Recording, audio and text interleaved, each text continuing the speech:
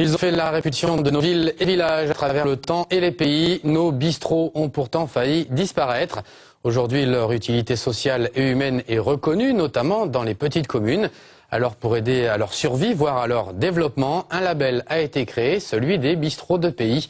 Illustration dans les Hautes-Pyrénées avec Thierry Santous et Julika Herzog.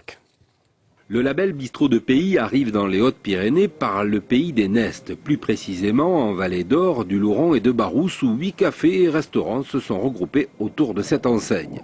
Le plus connu est sans doute le café chez Roger, avec un « et » à Loudainvielle, où la famille de Josette Bourg tient l'établissement depuis plusieurs générations. Habla espagnol. Sí. Yo también. Tenemos que haber empezado por ahí. Au revoir, messieurs, dames. Je le porte, non? Au revoir, les clients se servent. Formidable.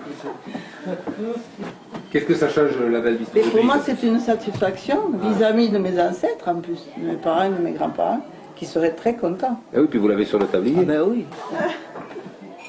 Café, mais aussi lieu d'animation et de lien social pour les villages, dans une vallée où, après la saison touristique, la vie redevient beaucoup plus calme.